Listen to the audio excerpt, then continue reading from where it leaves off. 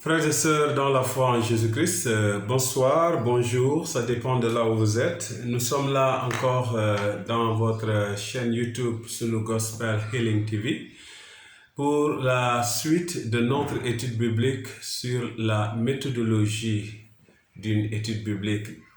Et nous avons parlé dans les 3 premiers cours de la méthodologie d'une étude biblique et principalement on a présenté ce qu'on appelle l'observation.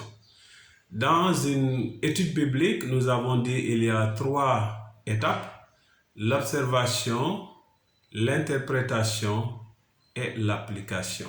Nous avons présenté dans le premier volume de ces vidéos, de ces enchaînements, de ces enseignements, nous avons présenté en 3 volumes ce que c'est une bonne observation. Je voudrais ce soir vous présenter également en quelques volumes, 2 ou 3, ce que c'est l'interprétation. L'interprétation a toute son importance parce que tous ceux qui lisent la Bible, leur objectif, c'est de l'interpréter et d'en sortir le sens.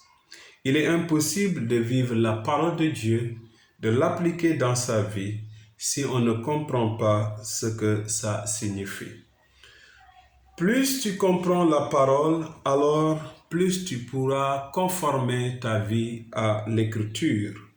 Voici pourquoi dans le psaume 119, le verset 34, je voudrais vous lire exactement ce que la parole dit. Psaume 119, verset 34. David dit: « Donne-moi du discernement et j'obéirai à ta loi. Je la suivrai de tout mon cœur. » Je lis à partir du français courant, la version Semeur. Quand David demande à comprendre la parole, c'est parce qu'il sait qu'il doit vivre de cette parole. La compréhension est extrêmement importante. C'est pourquoi également Philippe et l'eunuque éthiopien, la question que Philippe va lui poser, c'est: comprends-tu ce que tu lis? Quand vous regardez Philippe rejoindre l'eunuque, Philippe qui était un très grand évangéliste, qui parcourait la Samarie, qui faisait, j'allais dire, des méga évangélisations avec des foules. En Samarie, Dieu lui dit: va rejoindre quelqu'un qui était sur un char. Lève-toi, pars en direction du sud. Alors Philippe ne s'est pas dit: et ma grande église. Philippe ne s'est pas dit: et mon grand ministère. Mais Philippe a tout simplement décidé de suivre l'ordre que Dieu lui a donné et il a rejoint l'eunuque sur son char. Et quand il est venu, il a trouvé ce monsieur en train de lire l'Ancien Testament, la Bible. Et ce que Philippe lui dit, c'est: comprends-tu ce que tu lis? Je me suis posé souvent cette question. Si tu voyages avec quelqu'un dans un avion et tu t'assois à côté de lui et tu le trouves en train de lire un livre, et tu te mets à lui poser la question: est-ce que tu comprends ce que tu lis? Probablement, il pourrait être frustré. Mais c'est la question que Philippe a posée à l'eunuque: comprends-tu ce que tu lis? Parce que sans comprendre, il ne peut pas y avoir de résultat, d'impact. Et je vous ai dit dans le premier cours, tout ce que nous faisons dans la vie, s'il n'y a pas de résultat, c'est frustrant. Heureusement que l'eunuque a répondu: comment je vais comprendre si personne ne m'explique? Qu'est-ce que l'interprétation de la Bible? La Bible a été écrite pour être compris ou pour être comprise. Chaque livre de la Bible est écrit, contient un message et ce message doit être compris. As-tu jamais pensé que la Bible est un grand livre qui date de longtemps? Que la Bible est un grand livre qui est historique? Que la Bible est un grand livre écrit par des hommes intelligents? Moi, je te dirais que ce que tu penses est vrai, Cependant, ce que Dieu pense est encore plus profond et plus vrai que ce que toi-même tu penses. Et ce que Dieu pense se trouve dans 2 Timothée chapitre 3. Et dans 2 Timothée chapitre 3, Dieu pense que la Bible est une révélation. Le verset 16 dit « Car toute écriture est inspirée de Dieu et utile pour enseigner, réfuter, redresser et apprendre à mener une vie conforme à la volonté de Dieu. » Toute écriture est inspirée de Dieu. Avec la Bible, 2 personnes vont regarder et étudier un seul verset et en ressortir parfois avec 2 sens différents. Tu vas me dire, est-ce que un d'eux a tout faux? Je te dirai non. Tous les 2 peuvent avoir raison. Cependant, quand tous les 2 ont raison, nous allons ôter ce qu'on appelle la loi de la logique. Pour beaucoup, la loi de la logique ne doit pas être appliquée quand il s'agit de l'interprétation de la Bible. Voilà pourquoi nous avons beaucoup de formes d'interprétation. Nous sommes libres, disent les chrétiens, quand il s'agit de la lecture et de l'interprétation de la Bible. Quand tu lis, les chrétiens sont libres. Ils peuvent voir le bleu et un autre voit le vert. Mais ce n'est pas ça qui est important. Ce n'est pas important la couleur de ce que tu vois dans le texte. Le plus important pour les chrétiens, c'est de lire. La raison, c'est que la plupart des chrétiens pensent que le sens du texte ne se trouve pas dans le texte. Et pour moi, cela est un peu dangereux. Ils pensent que le sens du texte se trouve dans la réaction que nous avons par rapport au texte. Bien-aimés dans le Seigneur, à chaque fois que nous lisons la Bible, nous devons penser à en faire une bonne interprétation. Et à chaque fois que nous pensons à une bonne interprétation, nous devons nous poser la première question, c'est quel était le sens que l'auteur du texte voulait donner à ses auditeurs. Qu'est-ce que l'auteur du texte, quand Paul écrit, quand Matthieu écrit, quand Jean écrit, qu'est-ce qu'il veut que ses auditeurs découvrent? Ensuite, dès qu'on se pose cette question, il faut laisser le Saint-Esprit nous faire découvrir le sens que le Seigneur veut nous enseigner. Voyez, je viens de parler de 2 choses à la fois, c'est-à-dire ce que l'auteur voulait que les auditeurs, ses auditeurs découvrent, mais en même temps écouter ce que le Saint-Esprit veut que nous puissions découvrir nous aussi. Je vais vous poser la question, pour faire cela, il y a un certain nombre d'éléments qu'il faut respecter. Et le premier, c'est comment reconstruire le sens d'un texte. Pour comprendre ce que l'auteur voulait que ses auditeurs découvrent, il faut savoir reconstruire le sens d'un texte. Pour toute interprétation, il faut établir le lien entre l'observation et l'interprétation. Je vous ai déjà dit, l'observation est la séance pendant laquelle nous creusons la fondation, le fondement. Et l'interprétation est la séance pendant laquelle nous posons cette fondation. Un édifice est toujours déterminé par sa fondation. Donc, creuser la fondation est important dans l'observation, mais poser cette fondation est important dans l'interprétation. La qualité de l'interprétation dépend de la profondeur de l'observation. Pourquoi la Bible est aussi difficile à comprendre, me diriez-vous? Mais je vous répondrai parce que la Bible, si vous avez la Bible, vous avez entre vos mains un livre qui peut transformer votre vie, qui est important pour le présent et pour votre destinée. Oui, la Bible, c'est le livre qui est important pour le présent et pour notre destinée finale. Ce que nous faisons du texte sacré, comment nous répondons au texte sacré détermine là où nous allons passer l'éternité.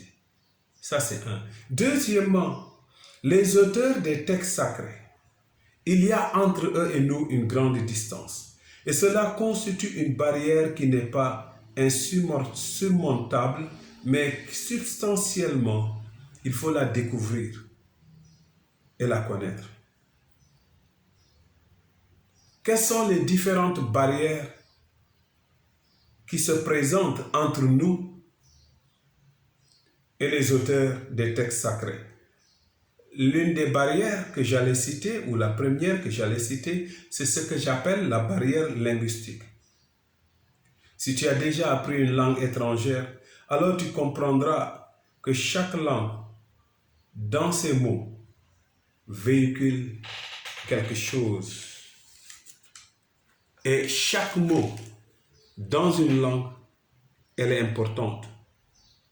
Vous n'apprenez pas les mots dans une langue. Vous apprenez la pensée que les mots portent.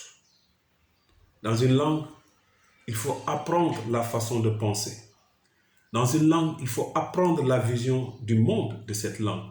Dans une langue, il faut apprendre la culture de ceux-là qui parlent la langue pour comprendre bien pourquoi leurs mots sont construits et construits tels qu'elles sont ou tels qu'ils sont.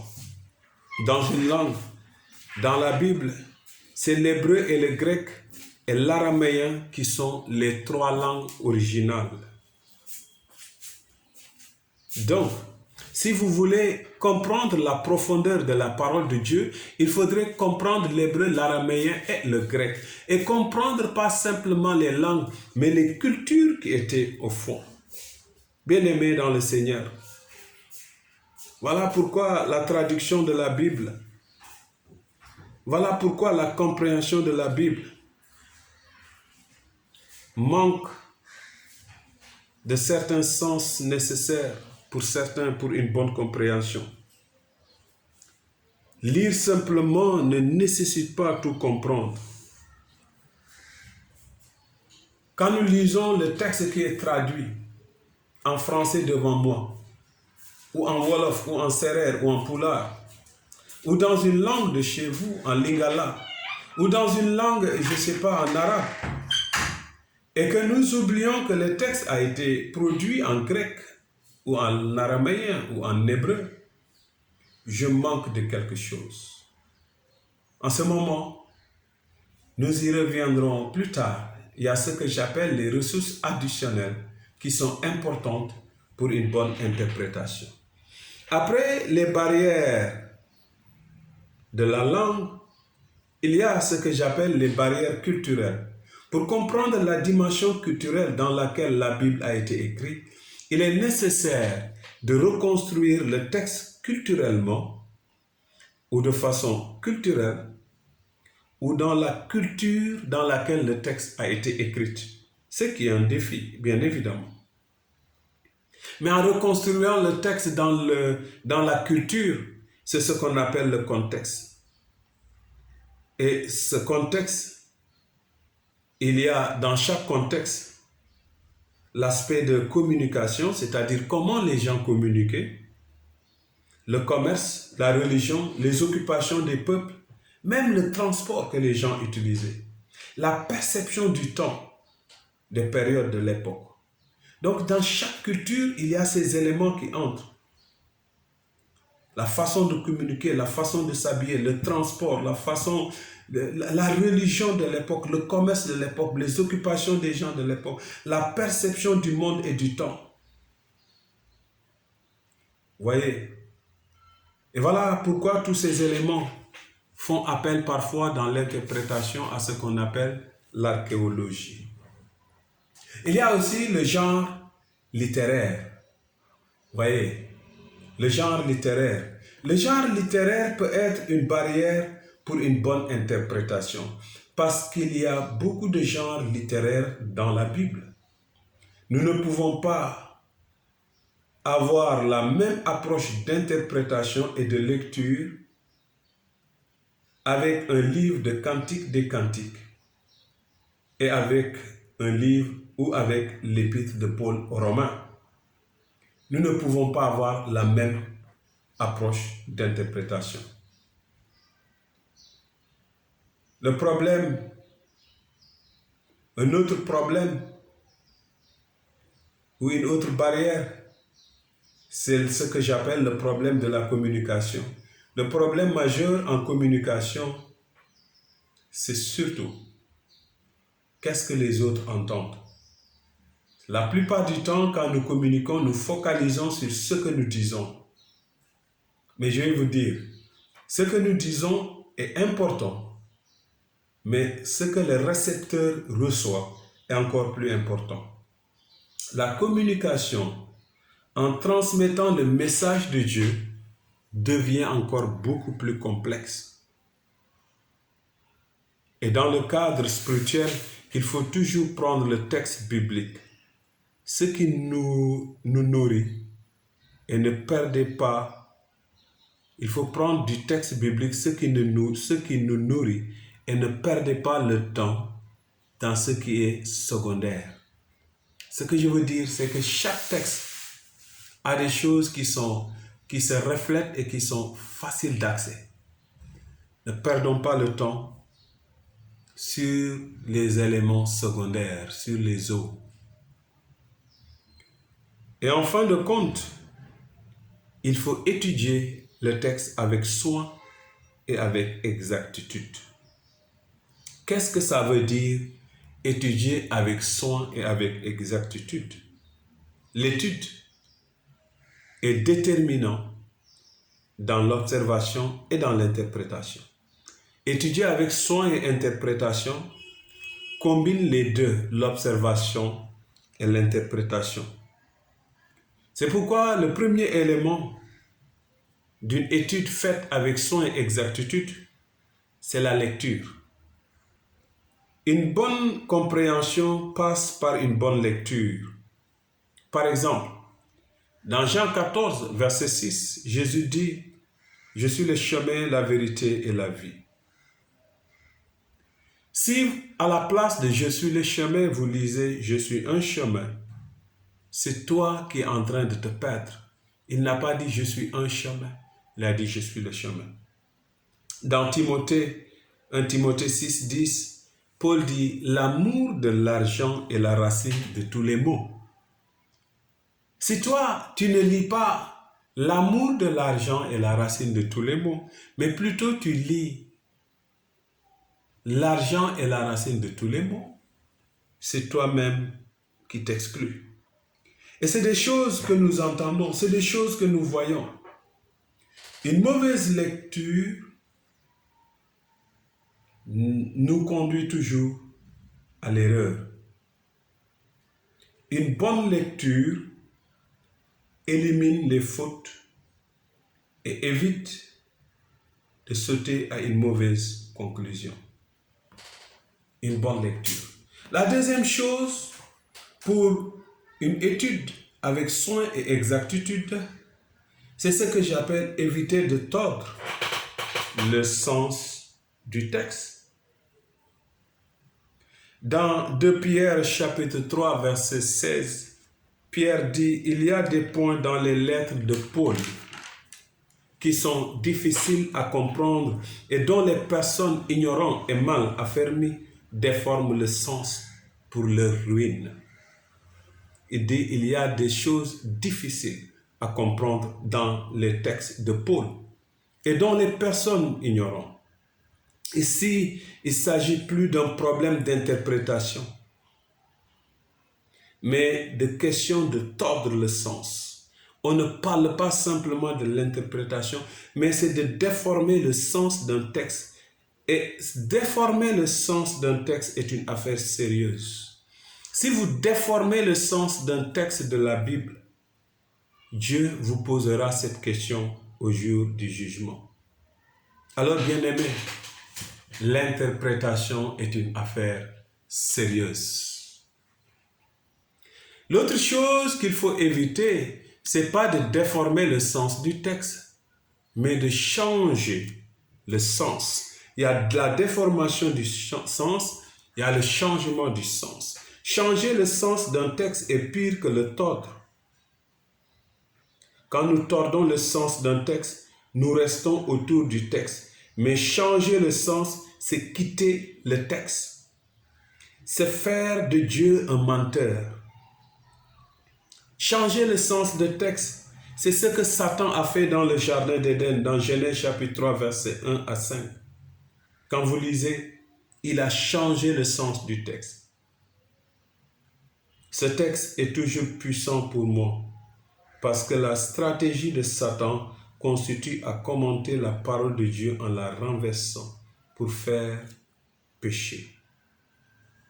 Le jeu favori de Satan, c'est de changer la parole de Dieu. Satan même a commenté cette parole. J'ai dit que c'est un texte puissant pour moi. Pourquoi je ne vais pas le lire? Genèse 3, 1 à 5.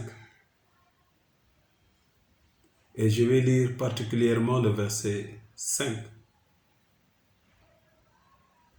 Seulement, alors le serpent dit à la femme, mais pas du tout, vous ne mourrez pas. Seulement Dieu sait bien que le jour où vous en mangerez, vos yeux s'ouvriront et vous serez comme Dieu, choisissant vous-même le mal et le bien. Regardez comment Satan peut changer le sens. Dieu a dit, si vous en mangez, vous mourrez. Il dit, si vous en mangez, vous ne mourrez pas. Mais vous allez connaître le bien et le mal. Il a changé le sens du texte. Bien-aimé dans le Seigneur, ça c'est le jeu favori de Satan. L'autre élément, avant de terminer cette première partie, c'est ce que j'appelle une lecture subjective ou relative. Parfois, beaucoup de chrétiens lisent la Bible avec une grande subjectivité. Ils lisent en sortant du terrain de la réalité et leur étude devient subjective ou subjective. Je ne dis pas qu'il y a un problème avec les émotions, mais ne laissez pas vos émotions conduire votre étude. Le christianisme n'est pas une religion de personnes qui ne réfléchissent pas. Ne laissez pas votre émotion. La foi, ce n'est pas prendre un profond souffle, fermer les yeux et avancer. Oui, les émotions sont importantes, mais n'étudiez pas la Bible en mettant vos émotions en avant. Le relativisme, par contre, ce sont ceux qui pensent que la Bible change de sens avec le temps. Ça également, c'est une erreur. Cela dit que le sens du texte à l'original évolue aujourd'hui. Pour eux, le sens d'un texte est relatif.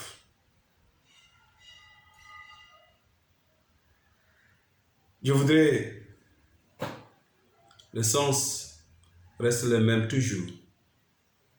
Je voudrais dire que le sens d'un texte reste le même toujours. Maintenant, l'application d'un texte peut être relative, mais le sens ne change pas. Cependant, nous acceptons qu'il y ait des désaccords sur le sens d'un texte. Il peut y avoir un désaccord sur le sens d'un texte. Je peux ne pas m'entendre avec quelqu'un sur le sens d'un texte, mais cela ne change pas le sens du texte. Le sens reste le même. La différence dans l'interprétation est toujours acceptable, tout en chassant que le problème n'est pas dans le texte, mais au niveau des interprètes.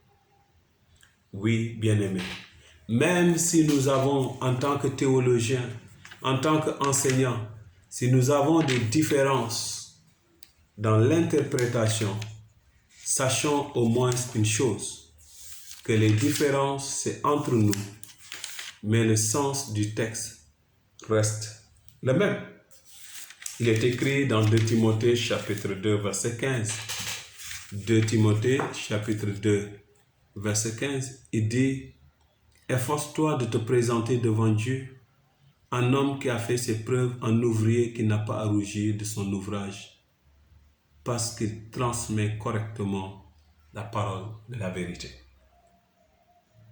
Efforce-toi, bien-aimé, en transmettre cette parole de la vérité.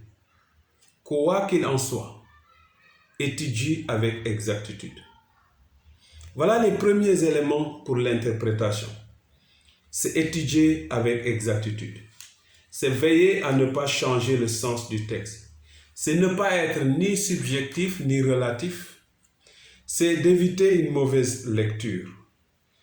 Éviter de tordre le sens du texte en faisant attention aux barrières culturelles, en faisant attention au genre littéraire, en faisant attention aux problèmes de communication. Quand vous avez un texte de la Bible devant vous, n'oubliez pas qu'il faut reconstruire le sens original du texte. N'oubliez pas que tout texte de la Bible, on doit le lire pour le comprendre. Et pour le comprendre, il faut l'interpréter. Nous sommes à l'introduction de qu'est-ce que c'est l'interprétation. L'interprétation, c'est là où on pose la fondation du bâtiment de l'étude de la parole de Dieu. Que le Seigneur vous bénisse. À bientôt.